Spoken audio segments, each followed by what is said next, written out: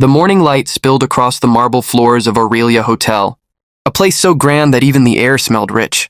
Silver trays clinked, guests laughed softly, and chandeliers sparkled like tiny suns. In the corner stood Harlon, a shy young waitress with trembling hands. Today wasn't an ordinary shift. It was the night she'd be serving table 6, the private table reserved for billionaires and their guests. She could feel her heart beating in her throat as the manager whispered, "Don't mess this up, Harlon. That's Maria Santos and her mother, Henderson."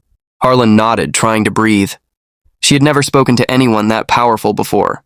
What could a girl like her possibly do right at their table? Still, something deep inside told her that tonight would change everything. Before we move forward, tell us in the comments, where are you watching from and what time is it right now? And don't forget to like and subscribe to Blackened, Wronged for more heart-touching stories. Let's get started.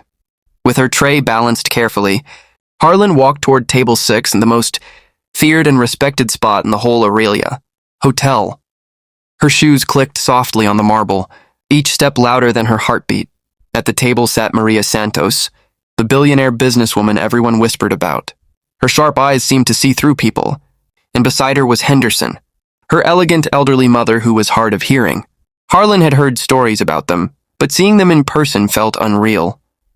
When Harlon placed the glasses down, Henderson smiled kindly, signing something with her hands. Harlon froze for a moment. She recognized the movements.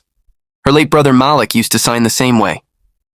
It had been 2 years since he passed away, but that moment brought every memory rushing back. Tears burned her eyes, but she blinked them away. What were the chances that the one person she was serving tonight couldn't hear either? And why did Henderson's smile feel so familiar? Something deep told Harlon that this table, this moment, was only the beginning. Harlon hesitated, her hands trembling slightly as she picked up the water jug. She could still hear her brother, Malik's laugh in her head, the way he used to sign, "Don't be scared, Harlon. The world listens in many ways." Taking a deep breath, she looked at Henderson, who was trying to read her lips but struggling. No one else noticed, not even Maria Santos, who was busy on her phone, her expression cold and distant. Then quietly, Harlon placed the jug down and began to sign. "Would you like some more water?" For a second, Henderson's eyes widened in shock. Then slowly, her face softened into the warmest smile Harlon had ever seen. She signed back, "You know sign language?" Harlon nodded. "My brother." He couldn't hear either. There was a pause, a silence filled not with awkwardness, but with understanding. In that quiet space, 2 worlds touched without a single word spoken. But across the table, Maria finally looked up, frowning. Who was this waitress talking to her mother, and how did she know sign language? Maria Santos slowly placed her phone down, her sharp eyes fixed on Harlon. The air around table 6 felt heavier now. The quiet clinking of cutlery stopped as Maria's cold, commanding tone broke the silence. "Is something wrong, Mother?" she asked, her voice smooth but edged. Henderson smiled softly. "No, dear. This young lady was just speaking my language." She turned to Harlon and signed thank you. Maria's brows furrowed slightly. Speaking my language? The thought lingered. She hadn't seen her mother smile like that in years. Not since her father passed away. Yet something about this shy waitress, this girl with trembling hands, had changed the atmosphere in seconds. Harlon bowed her head politely, ready to step away. But before she could, Henderson gently reached out and touched her wrist, a simple gesture that said, "Stay a little longer." Maria noticed that too. Her lips tightened. There was a story here, something unsaid. And for the first time in a long while, Maria Santos was curious.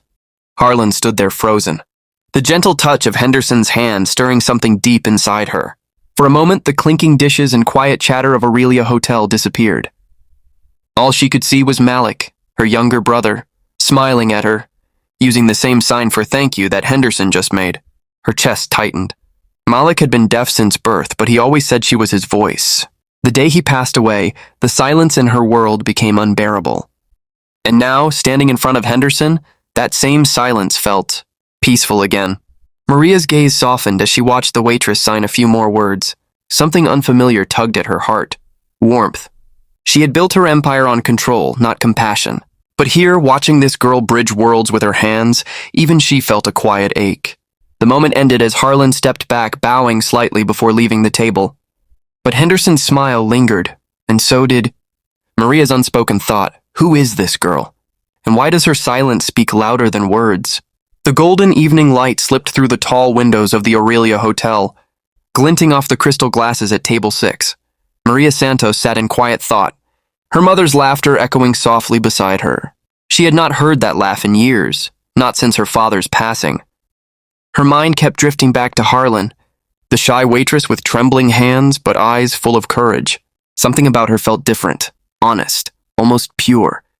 Maria had met thousands of people, all wanting something from her. But this girl, she had given something instead. Who was that waitress? Maria finally asked.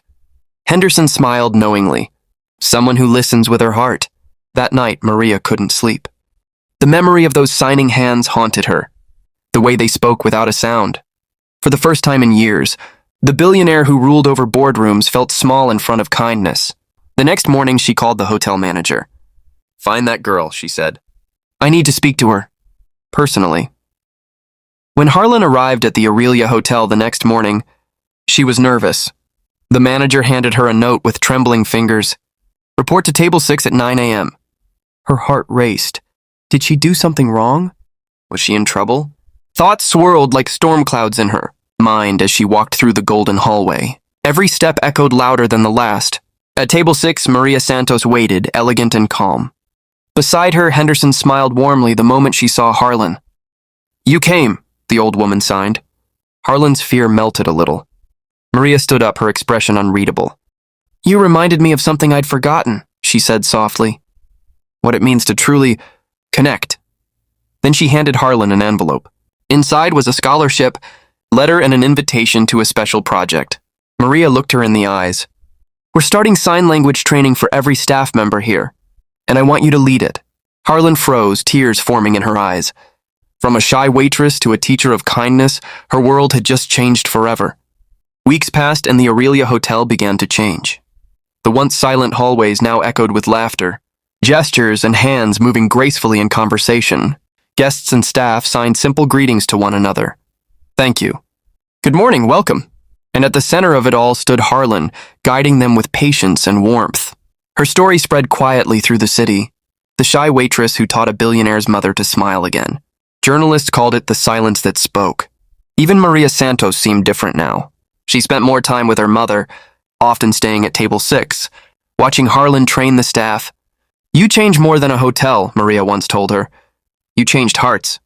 Every evening, when the sun dipped behind the glass towers, Harlon would look up and whisper to herself, "This one's for you, Malik." She could almost feel her brother's presence, a soft warmth, like hand signing "I'm proud of you" from somewhere beyond the light.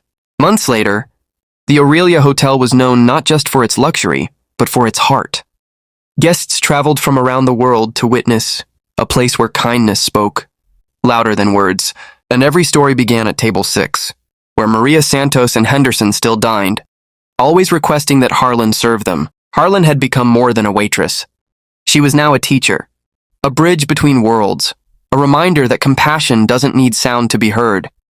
One evening, as she walked past the grand lobby, she paused beneath the golden chandelier. The reflection of its light shimmered like a smile, and for a fleeting moment she saw Malik standing there, signing "Love you." Her eyes filled with tears, but this time they were tears of peace. The silence that once felt heavy now felt full of meaning. And as the camera fades, a gentle voice speaks.